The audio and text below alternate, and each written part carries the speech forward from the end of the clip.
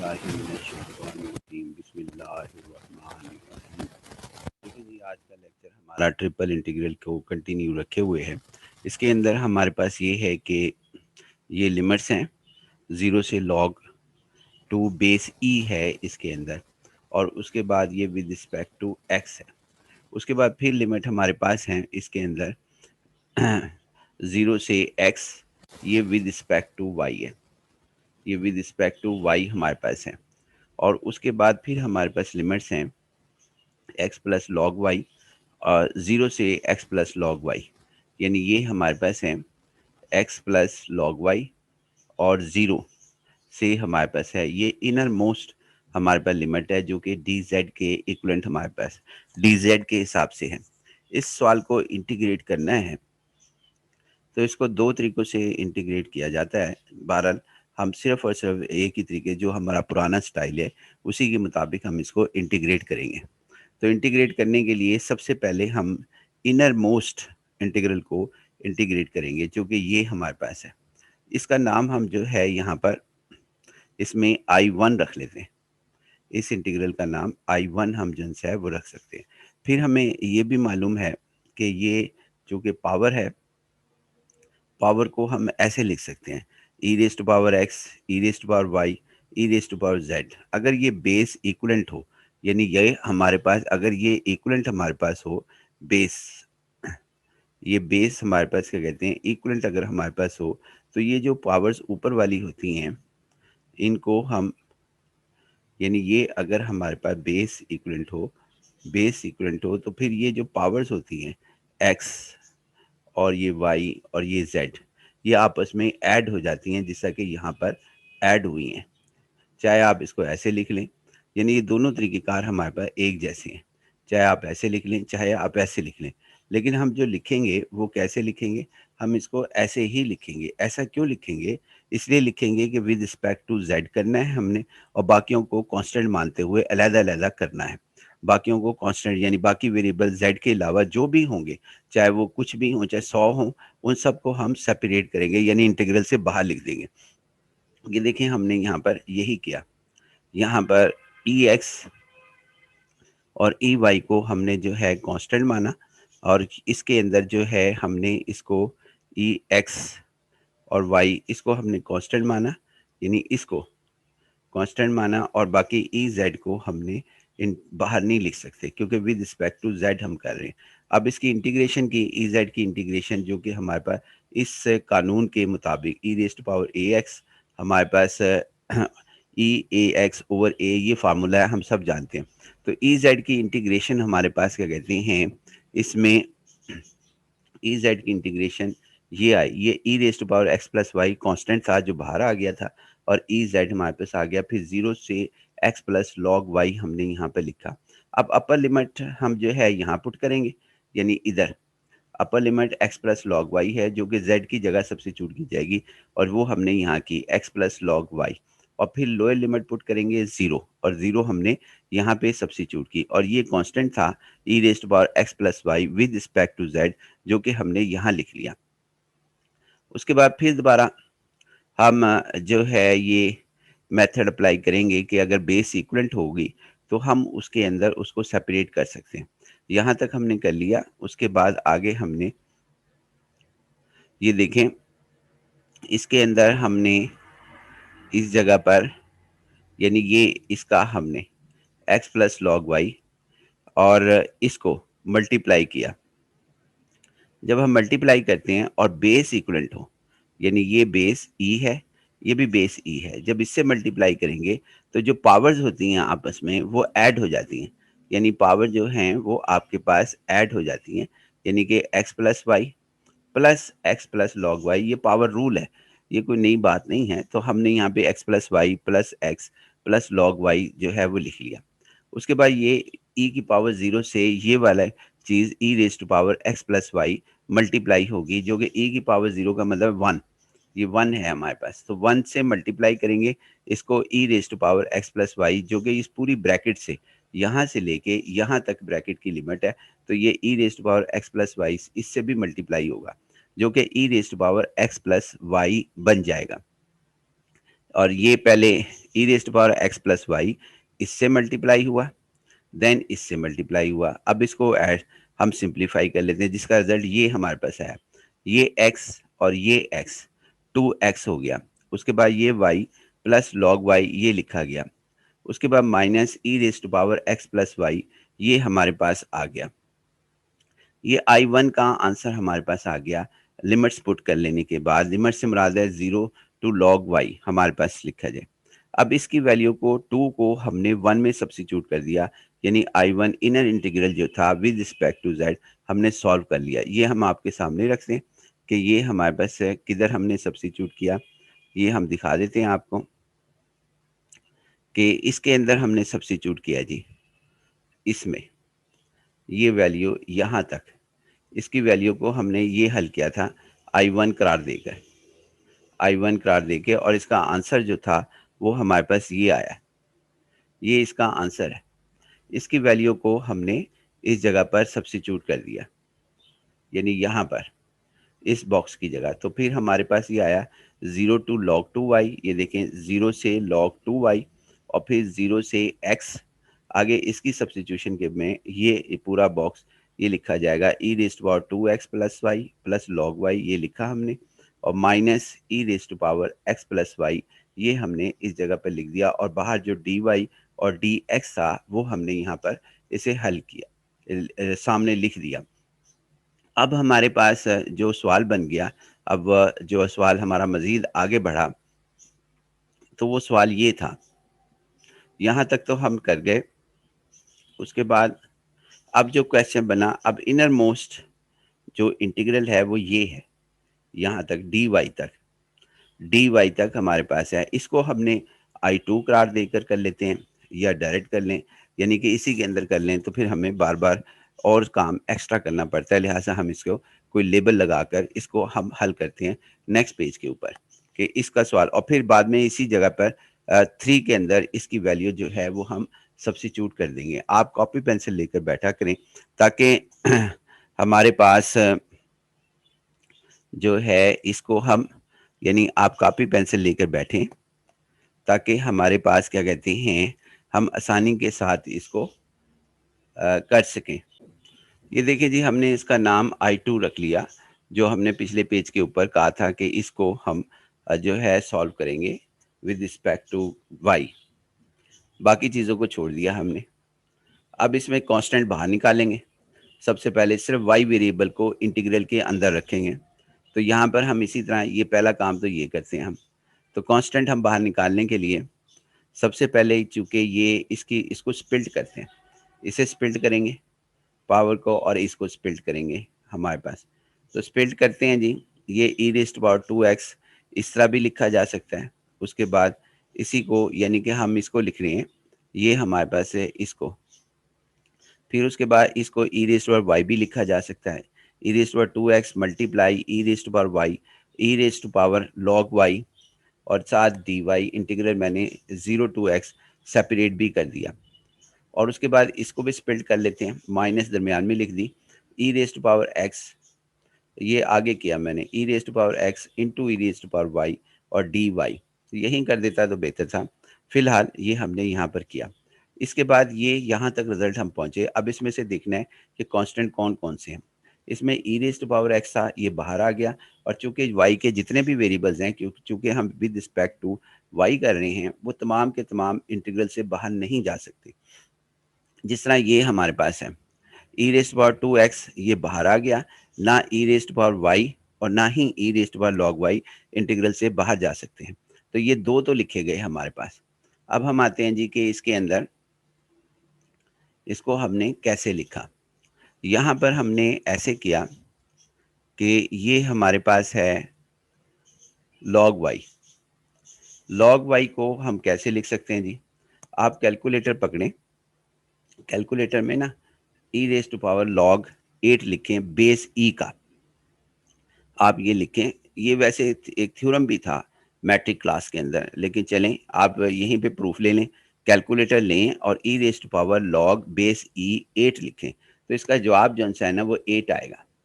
अगर दोनों ये चीज़ें हमारे पास इक्वल हो जाएं, यानी दोनों एक ही बेस की हो जाएं, लॉग भी लॉग बेस ई का हो जाए और जिसकी पावर वो बन रहा है उसी की पावर उस लॉग जो है उतने ही बेस का हो, तो ये अफेक्ट नहीं करता। या इसको हमें टेक एंटी लॉग भी हैं, बहुत से तरीके हैं जिसके ज़रिए आपको वैसे हिंट बता देता हूँ कि टेक एंटी लॉग लेकर भी हम कर सकते हैं, लेकिन वो फ़िलहाल मैं यहाँ पे नहीं कर रहा, एक हिंट है। अच्छा जी, अब इसके बाद ये हमारे पास है कि इसके अंदर ये कैंसलेशन हो जाती है, जब आपके पास ये e raised to log base ई हो, यहाँ बेस ई है, अगर ना भी लिखा हो बेस ई मानेंगे 8 और फिर ये 8 हमारे पास है। इसी तरह यहाँ पर ये है e log base e into y. अब 8 की जगह यहाँ पर वाई लिखा हुआ है, यहाँ पर 8 था तो 8 आंसर आया, यहाँ पे वाई है तो वाई आंसर आएगा। तो ई रेज़्ड टू लॉग वाई, तो ये हमारे पास आ गया। तो यहाँ पर भी हमने यही किया, ये जो था e raised to log Y, इसको हमने वाई लिख दिया और इसकी रीज़न हमने ये बताई यहाँ पर। आप कोई और नंबर भी रख सकते हैं, ई रेज़्ड टू लॉग 2 रखें तो वहाँ पे 2 आ जाएगा। फिलहाल हमें यहाँ पर वाई आ गया इसका। ये भी एक की पॉइंट है, याद रखना कि ये लड़के भूल जाते हैं, हालाँकि ये बड़ा मामूली सा पॉइंट था। फिर e raised to y into y हमारे पास आ गया। अब इसको इंटीग्रेशन बाय पार्ट्स करेंगे और इसको इसको जो है, ये तो कांस्टेंट है ई रेज़्ड पावर एक्स, इधर ई रेज़्ड पावर 2x कांस्टेंट है, तो ई रेज़्ड पावर वाई ये तो सिंपल सी इंटीग्रेशन है हमारे पास। अब हम जो है यहाँ पर इसको इंटीग्रेट करेंगे, इसको इसको हम फर्स्ट फंक्शन मान रहे हैं और इंटीग्रेशन बाय पार्ट्स, और इसका फार्मूला मैं ज़बानी बताता हूँ, आप लिख लें। ये इसमें वाई जो है वो फर्स्ट फंक्शन है और ई रेज़्ड पावर वाई जो है वो सेकंड फंक्शन है। लिख लें इसका फार्मूला ये है कि फर्स्ट फंक्शन एज इट, यानी फर्स्ट फंक्शन जो है उसको एज इट लिखा जाएगा।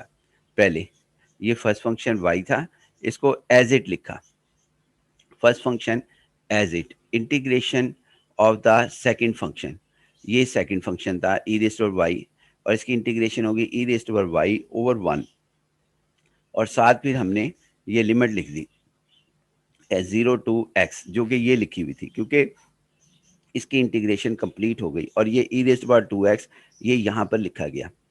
उसके बाद अच्छा, इंटीग्रेशन बाय पार्ट्स में first function as it, integration of the second function minus, minus आएगा, और फिर हमारे पास क्या कहते हैं, इसमें ये आएगा हमारे पास derivative of the first function, y का डेरिवेटिव y का डेरिवेटिव होता है 1 विद रिस्पेक्ट टू 1, ये हमारे पास y और फिर integration of the second function, यानी ये हमारे पास क्या कहते हैं ना, फार्मूला है integration of the second function, ये हमारे पास आ गया e raise to y over 1 हमारे पास। और फिर इसको हम सॉल्व करेंगे, e raise to power y, फिर हम इसकी इंटीग्रेशन करेंगे, ये रूल है, और इसकी limit e raise to power x यहाँ से लेके यहाँ तक है। फिर एक दफ़ा रिपीट कर देता हूँ कि first function as it, integration of the second function minus integral derivative of the first function, integration of the second function into with respect to y, ये हमारे पास इसका सवाल है, यानी कि हमारे पास इसका जो है ये फार्मूला है, नोट कर लेना, लिख लेना। E raised to power y जो है, अब इसकी integration e raised to power y आ गई, और ये e raised to power x constant होने की वजह से यहाँ पे लिखा गया। लिमिट जौन सी थी वो 0 से एक्स ये लिखी गई, क्योंकि इसकी इंटीग्रेशन कंप्लीट हो गई थी।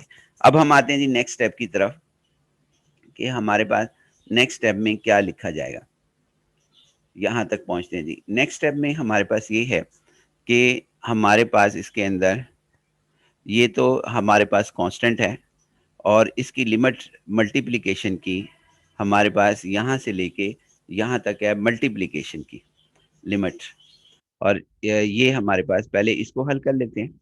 तो सबसे पहले जी हमारे पास ये है कि इसको हमने डायरेक्ट लिख लिया, यानी e raise to power x को जो है ये यहाँ लिखा गया, और फिर उसके बाद हमने इसके अंदर वैल्यू पुट की। किसमें वैल्यू पुट की जी हमने? अपर लिमिट पुट की एक्स, यानी एक्स जो है सबसे पहले हमने अपर लिमिट पुट की, अपर लिमिट एक्स है, कहाँ पुट की? हमने इसके अंदर पुट की ई रे वाई, और देखिए हमारे पास क्या रिजल्ट आया। जब हमने इसके अंदर सब्स्टिट्यूट की तो एक्स वाई की जगह, सिर्फ वाई की जगह, तो यहाँ एक्स आ गया, फिर e raise to power x आ गया, उसके बाद फिर लोअर लिमिट 0, ये 0 हमने पुट की, e की पावर 0 हमारे पास आ गया।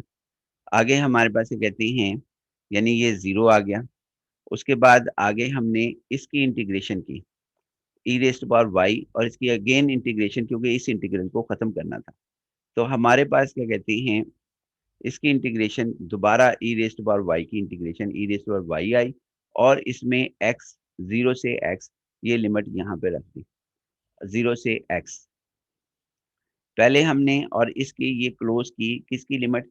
ये क्लोज़ स्क्वेयर ब्रैकेट हमने इसकी की, e raise to power 2x। तो लिहाज़ा ये हमारे पास क्या कहते हैं, यहाँ पर सॉल्व हो गया। उसके बाद फिर ये भी कर लेते हैं, एक्स जो है वो कांस्टेंट है, ये बाहर लिखा हुआ है। और उसके बाद हमारे पास क्या कहते हैं, ई रेज़ टू पावर वाई में हमने सबसे पहले एक्स की लिमिट यहाँ रखी, एक्स माइनस, और आगे फिर लोअर लिमिट 0 है, ये वाई की जगह पुट की, तो ये हमारे पास आ गया। और इसकी लिमिट एक्स की 0 यहाँ से लेके यहाँ तक हमारे पास आ गई। अब हम जो है पहले इसको दोबारा हल करते हैं, यानी कि अब मज़ीद सिम्प्लीफिकेशंस हम करते हैं। तो हम सबसे पहले तो इसकी सिम्प्लीफिकेशन करते हैं ना, ये हमारे पास है इसके अंदर, ये इसकी सिम्प्लीफिकेशन हम कर रहे हैं। तो देखें जी हमारे पास क्या आता है, अब 2 स्टेप जो है वो साथ-साथ कर रहे हैं। कौन से स्टेप हम कर रहे हैं जी? इसको इसको मल्टीप्लाई कर रहे हैं इसके साथ, ब्रैकेट भी ओपन कर रहे हैं। ई रेज़ टू पावर 2x, और रिज़ल्ट हमारे पास ये आ गया। E raise to power 2x into x, ये इसका रिज़ल्ट आया मल्टीप्लिकेशन के बाद। और ये फैक्टर 0 ही हो गया, क्योंकि ये इसकी वजह से 0 हुआ। बाकी e की पावर 0 जो है वो हमें मालूम है वो 1 के बराबर होता है, लेकिन इसका रिज़ल्ट 0 आ गया। और ये इसकी मल्टीप्लिकेशन, यानी ये हमारे पास क्या कहते हैं, ई रेज़ टू पावर 2x, ये मल्टीप्लिकेशन जब इस 0 से मल्टीप्लाई होगी तो आंसर 0 आ जाएगा। उसके बाद जी हमने ये इसको किया, e raise to power y, इसमें x की वैल्यू पुट की, एक्स, और ये जो 2x था, ये 2x, ये हमने यहाँ पे लिख दिया, ये 2x, क्योंकि ये इसकी लिमिट जो है, यहाँ पर ये 2x 1, 2 तीनों टर्म से मल्टीप्लाई हो रहा है। तो हमारे पास अब इसकी टर्म थी ई रेज़ टू पावर 2x, ये हमारे पास लिखा गया, और उसके बाद यहाँ अपर लिमिट भी रख दी, e की पावर x माइनस e की पावर 0, ये हमारे पास लिखा गया जी। उसके बाद आगे माइनस एक्स, अब हम इसको हल कर लेते हैं। माइनस एक्स को इस एक्स से मल्टीप्लाई किया, तो ऊपर वाली पावर्स ऐड हो जाती है, मल्टीप्लाई नहीं होती, एक्स स्क्वायर नहीं बनता। तो अगर बेस हमारे पास इक्वलेंट हो, तो ई की power x plus x, that is 2x, और ये ई की पावर 0 1 था, 1 को e raise to power x से मल्टीप्लाई किया, तो यहाँ पर ई की पावर एक्स आ गया। अब हमारे पास रिज़ल्ट जो है, ये मल्टीप्लिकेशन का सारा स्टेप यहाँ तक कंप्लीट हो गया। अब हम इससे अगले स्टेप की तरफ आते हैं, यानी कि हमने ये स्टेप जो है वो हमने मुकम्मल कर दिया। कौन-सा हमारे पास मुकम्मल हुआ जी स्टेप? यहाँ से लेके यहाँ तक स्टेप हमारा मुकम्मल हो गया। अब इसको थोड़ा-सा और सिम्प्लीफाई कर लेते हैं। तो सबसे पहले जी हमारे पास ये है कि इसमें ये चूँकि बेस इक्विवेलेंट है, तो ये पावर जो हैं वो ऐड हो जाएँगे, बेस ई है, तो ये 3x हो जाएगा, 2x प्लस एक्स, सिम्प्लीफाई कर रहे हैं, तो इस 0 को लिखने की ज़रूरत ही नहीं है। इसके अंदर जब ये इससे मल्टीप्लाई होगा, तो ये हमारे पास बन जाएगा ई रेज़ टू पावर 3x, और ई की पावर 0 जो है वो 1 के इक्विवेलेंट होता है, और जब 1 इससे मल्टीप्लाई होगा ई की पावर 2x से, तो यहाँ पर ई की पावर 2x आ जाएगा। और उसके बाद ये वैसे ही लिखे जाएँगी, ये दोनों, यानी कि ये दोनों जो सी हैं, ये दोनों हमारे पास एज़ इट लिखी जाएँगी। तो ये हमारे पास आ जाएगा माइनस, ये हमने यहाँ पर लिख दी। इस जगह पर हमने लिख दी e की पावर 2x, ये लिख दिया माइनस के साथ, और उसके बाद हमारे पास क्या कहते हैं, ये आगे हमने जो है वो इसके बाद e की पावर x को प्लस एक्स को यहाँ लिख दिया। यहाँ हम बता रहे हैं कि e की पावर 0 जो है वो 1 के इक्विवेलेंट है। तो लिहाज़ा हमारे पास सिम्प्लीफिकेशन होने के बाद रिज़ल्ट जो था वो हमारे पास ये आया। यानी कि ये हमारे पास आ गया x e की पावर 3x, आगे स्टेप में कर देंगे हम, नेक्स्ट स्टेप में माइनस ई की पावर 3x, और प्लस ई की पावर 2x माइनस ई की पावर 2x, और प्लस ई एक्स। इसके अंदर गौर करें तो ये प्लस ई एक्स है, और plus e raise to power 2x है।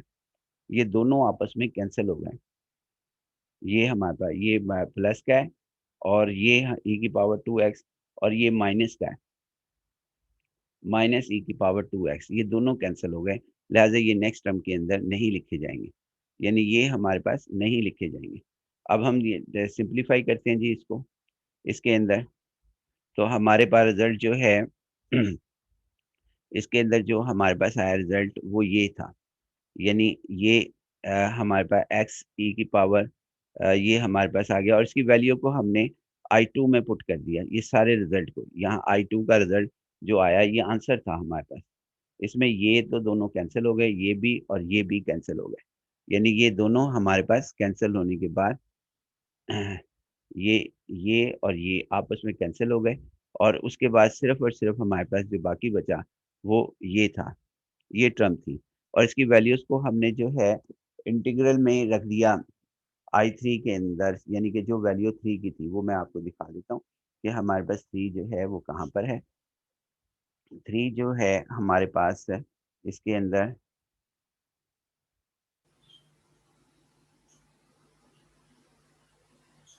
देख लेते हैं जी। ये हमारे पास 3 था, यानी कि ये 3 सॉरी ये 3 नहीं 5 हमारे पास है। इस सारी की वैल्यू को जो है वो हमने सब्स्टिट्यूट करना है। तो यहाँ पर आपके पास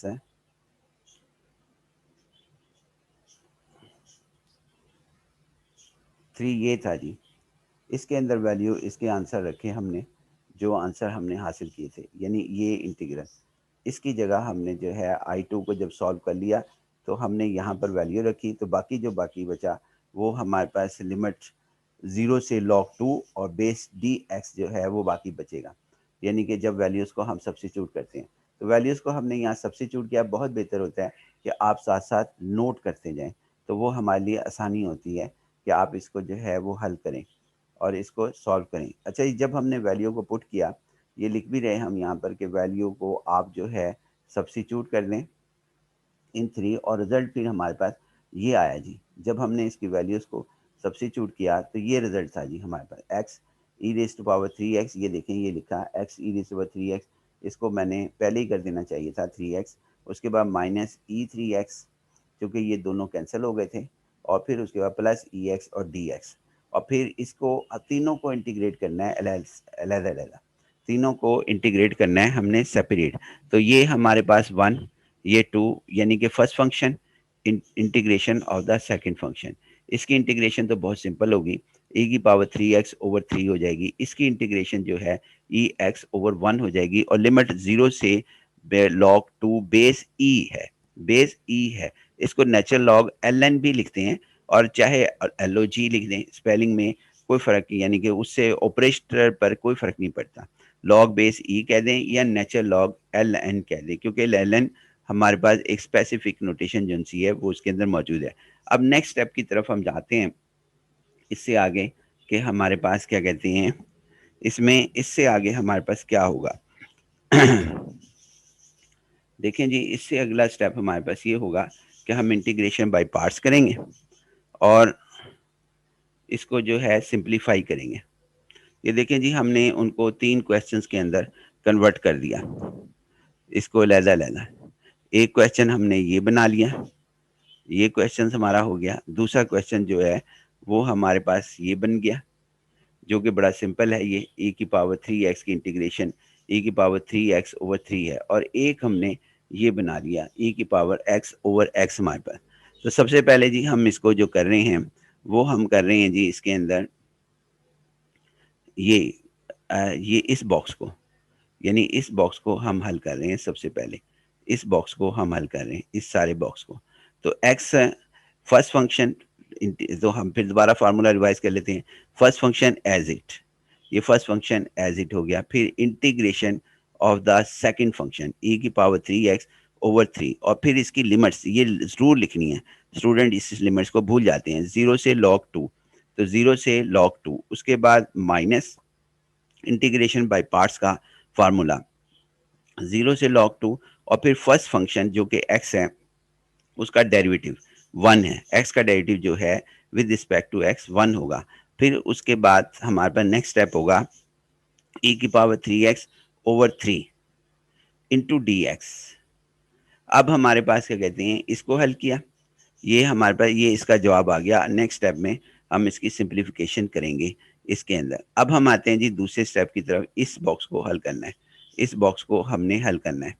अब इसकी तो इंटीग्रेशन होगी e की पावर 3x ओवर 3, बड़ा आसान है। और लिमिट जो सी है 0 से log 2, 0 से log 2। आप इंटीग्रेशन बाय पार्ट्स का फॉर्मूला अच्छी तरह याद कर लें, एक से ज़्यादा मरतबा आया और उससे आगे भी हमारे पास आएगा। उसके बाद e की पावर x ओवर 1, 0 से log 2 हमारे पास आगे, इस बॉक्स की भी इंटीग्रेशन हमने कर ली। अब हम जो है वो सिंप्लीफाई करेंगे। क्या करेंगे जी, सिर्फ इसको, यानी कि इसको पहले हम सिंप्लीफाई करेंगे इस स्टेप को, यहाँ से लेके यहाँ तक। इसकी लिमिट पहले पुट करेंगे, x की जगह 0 और x की जगह log 2, जहाँ जहाँ x नज़र आएगा। और फिर इसके बाद इसकी इंटीग्रेशन एक दफ़ा फिर करेंगे, क्योंकि ये dx हमारे पास है, अभी ये इंटीग्रल ख़त्म नहीं हुआ, तो लिहाजा लिमिट यहाँ पर पुट नहीं कर सकते। अब हम आते हैं जी इसके अंदर नेक्स्ट स्टेप की जानिब, कि नेक्स्ट स्टेप हमारा क्या होगा। नेक्स्ट स्टेप में हम यहाँ पे ये करते हैं कि जो इंटीग्रेशन हो चुकी है उसको हम पहले हल कर लेते हैं, यानी इसमें ये वाला हिस्सा इंटीग्रेशन बाय पार्ट्स में हो चुका है, तो पहले हम इसको हल कर लेते हैं। तो यहाँ पर आपके साथ जो है ये पहले x की जगह ये लिमिट log 2 इसकी जगह, और इसकी जगह इस x की जगह हम पुट कर देंगे। देखिए हमने किया है, x की जगह ये x log 2 यहाँ लिखा, तो ये आंसर था। फिर 3 लिखा, 3 के बाद इस x की जगह, 2 जगह x है, तो ये दोनों जगह log 2 लिखा जाएगा। उसके बाद आता है 0, 0 भी 2 जगह लिखा जाएगा, एक यहाँ लिखा जाएगा और ये 0 लिखा जाएगा, और दरमियान में माइनस आएगा, दरमियान में माइनस आएगा। तो यहाँ 0 multiply e raise to power 0 और ओवर 3, ई की पावर 0 1 होता है, तो 1 को 0 से मल्टीप्लाई किया तो आंसर 0 आ गया। लिहाज़ा ये इसकी यहाँ से लेके यहाँ तक हमारे पास रिज़ल्ट आ गया, और 1/3 को मैंने पहले ही कॉमन ले लिया था 3 को, और बाकी लिमिट्स हमारे पास ये रिज़ल्ट्स आ गया जी हमारे पास इसका। अब हम दूसरे का हल करते हैं, यानी 1/1 करके हम हल कर रहे हैं जी इसको। अब हम यहाँ पे इसको हल करते हैं, इतने हिस्से को, इसको हल करते हैं। इसके अंदर हमारे पास ये सूरत-ए-हाल है कि इसकी इंटीग्रेशन पहले करेंगे, ए की पावर 1/3 कॉमन ले लिया, ये देखें 1/3 कॉमन ले लिया। उसके बाद फिर e raise to power 3x की इंटीग्रेशन अगेन करेंगे, जो कि क्योंकि ये इंटीग्रल को ख़त्म करना है और dx के हिसाब से करना है। तो e की पावर 3x ओवर 3 ये आ गया, यानी 1/9 हो गया, और e रेज़ टू पावर हमारे पास 3x आ गया, और नेक्स्ट स्टेप में x की जगह log 2 रखेंगे बेस e, और क्या कहते हैं x की जगह 0 रखेंगे इस जगह पर, क्योंकि एक ही x है, 2 x नहीं है। इसमें 2 x थे, एक x ये था, दूसरा x ये था, इस वजह से हमने इसको 2 जगह पे रखा था log 2 को, x की वैल्यू 2 log 2 और x की वैल्यू log 2 हमारे पास। फिलहाल ये हमारे पास आ गया जी, x की वैल्यू log 2 यहाँ रखेंगे और x की वैल्यू 0 इधर पुट करेंगे नेक्स्ट स्टेप में। उसके बाद जी फिर हम दूसरे को हल करते हैं। दूसरे को हल करने के लिए हमारे पास ये है, इसको जो है हम इसको सॉल्व करते हैं। एक-एक करके हम सॉल्व करेंगे सबको। अब हम इसको सॉल्व करते हैं। चूँकि ये इंटीग्रेशन हो चुकी और इसमें कोई इंटीग्रल भी नहीं है, तो लिहाज़ा हमारे पास क्या कहते हैं, इसमें आपके पास ये जो लॉग है, log 2 इस x की जगह लिखा जाएगा, और 1/3 मैंने पहले ले लिया, 1/3 माइनस भी साथ ले लिया, माइनस और e raise to power 3 log 2 हमारे पास आ गया। फिर माइनस e की पावर 0, माइनस e की पावर 0 हमारे पास लिखा गया, और ये इसकी कंप्लीट हो गई। यहाँ पर अपर लिमिट और लोअर लिमिट लिखी, और उससे नेक्स्ट स्टेप में हम इसको सिंप्लीफाई कर देंगे। ये भी कंप्लीट हो गया, ये बड़ा सिंपल था हमारे पास। उसके बाद फिर हम यहाँ पर आते हैं जी इसके अंदर, नेक्स्ट इसको हल करेंगे। एक-एक करके हल करें, ताकि जो है वो आसानी पैदा हो जाए आपको, और इसके अलावा हमारे पास रास्ता भी कोई नहीं।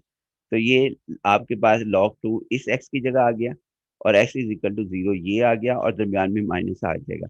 ये देखें, ये हमारे पास e raise to power log 2 upper limit पहले पुट की, फिर लोअर लिमिट, दरमियान में माइनस, और ये जो प्लस है ये हमने यहाँ लिख दी। ये सारे स्टेप हमारे यहाँ पर कंप्लीट हो गए। अब सिर्फ़ और सिर्फ़ हमने जो है यहाँ पर मज़ीद जो-सा है एक-एक करके इसको हल करना है। लेकिन जो अब हमारा टारगेट होगा वो ये है, यानी ये हमारे पास आ गया जी, इसको हल कर लेते हैं। जो अब हमारा ज़्यादा टारगेट रहेगा वो ये रहेगा कि इसको हल करना। ये हमारे पास ये टारगेट मैंने रखा है इस स्टेप में, e raise to power 3 log 2, इसका जवाब क्या आएगा? क्योंकि ये एक से ज़्यादा मर्तबा है। या ये देखें यहाँ पर भी है e raise to power log 3 log e raise to power 3 log 2, यहाँ पर भी है log 2, ये 3 जगह है। तो मैंने इसको ना यहाँ पे नीट वर्क में नोट करके हमने कर लिया। हमने इसको कहा जी आप इसको ऐसे लिख सकते हैं। ई रेज़ टू पावर 3 log को आपने, यानी कि हमने इसको यहाँ से लिख दिया, इस तरह ये जो था इसको यहाँ लिख दिया सिंस करके, और उसके बाद ये 3 जो है इसको पावर बना दिया 2 की। चूँकि ये हमने मैट्रिक में पढ़ा था कि ये जो पावर है, ये ऊपर मूव कर सकती है। तो यहाँ पे log 2 रेज़ टू पावर 3 आ गया, पावर मूव हो गई। उसके बाद 2 रेज़ टू पावर 3 8 के इक्विवेलेंट होता है, ये 8 आ गया। फिर हमने ये भी पढ़ा था कि अगर हमारे पास क्या कहते हैं, जो बेस हो वो अपनी ही पावर में चला जाए, तो वो एक-दूसरे को कैंसल कर देते हैं। ये एक किस्म की एंटी लॉग की एग्ज़ाम्पल है। ये दोनों, यानी e raise to power log base e है। तो ये कैलकुलेटर पे आप चेक कर सकते हैं, वहाँ लॉग बेस ई आप लिखें, तो जो आपका वहाँ पे जवाब होगा, यानी जो हमारे पास ये अदद होगा, जो ये पोज़ीशंस होगी, वो ही पोज़ीशन यहाँ पर आएगी। तो जवाब 8 आया जी। तो लिहाज़ा ये हम इसकी जगह ना e raise to power log 3 a e raise to power log जो है 2, sorry, e raise to power 3 log 2 को हम हमेशा जो है यहाँ पर लिखेंगे, इसके अंदर उसकी जगह 8 लिखेंगे। तो 8 यहाँ पर आएगा, फिर 8 इधर आएगा। दोनों जगह 8 जो है वो हमारे पास आएगा। जहाँ भी e raise to power 3 log 2 आएगा वहाँ 8 हम लिख देंगे। और उसके बाद e की पावर 0 1 है, ये यहाँ 1 लिखा जाएगा। इधर भी 1 लिखा जाएगा हमारे पास। तो लिहाज़ा इनकी जगह हम ये पोज़ीशंस रखेंगे, और जो हमने लिखी, ये देखें जी यहाँ पर इसकी जगह मैंने 8 लिखा, ये 8 लिखा, ये 8 हमने, और फिर उसके बाद ये log 2 हमारे पास ये वैसे ही लिखा गया, 1/3 एज़ इट लिखा गया, ब्रैकेट बिगिन्स हुई, और ये 0 मैंने नहीं लिखा, -0। उसके बाद -1/9, ये 3 को इसके साथ मल्टीप्लाई करें, -1/9 आ गया, और ई रेज़ टू पावर 3 और log x की वैल्यू जो है यहाँ पर log 2 हमने लिख दी, log 2, और माइनस ई की पावर 0 आ गया। उसके बाद -1/9, ये इसकी जगह अब मैं ई रेज़ पावर 3 log 2 को नेक्स्ट स्टेप में 8 लिख दूँगा। 8 लिख दूँगा, और ई की पावर 0 को मैं यहाँ पर 1 लिख दूँगा। और उसके बाद e raise to power log 2 को मैं 2 लिख दूँगा, इस लॉजिक के तहत कि e raise to power log 8 हो, तो 8 जवाब है। अगर e raise to power log 2 होगा, तो यहाँ पे जवाब 2 होगा। तो नेक्स्ट स्टेप की तरफ आते हैं, ये सारी सब्स्टिट्यूशन कर लेने के बाद। तो ये रिज़ल्ट्स आए जी। आप कॉपी पेन से लेकर नोट साथ-साथ करते रहा करें। उसके बाद जी अब हमारे पास ये आया, इसके अंदर सिम्प्लिफिकेशंस के बाद ये हमारे पास आ गया 1/3 log 8 log 2 -1/9, इसकी जगह जो है, ये देखिए ये चीज़ मैंने यहाँ लिख दी 8/3 log 2, और -1/9 इसकी जगह हमने 8 लिख दिया। ये 8 लिखा हमने, 8 इसकी जगह जो है वो हमने यहाँ पर लिख दिया। इसकी जगह ये 8 लिखा, और इसकी जगह e की पावर 0 1 लिखा। ये हमने यहाँ पर लिख दिया। इसी तरह बाकी जगह पर हमने जो है इसमें ये दिखा भी देते हैं आपको कि वैल्यू जो है वो हमारे पास,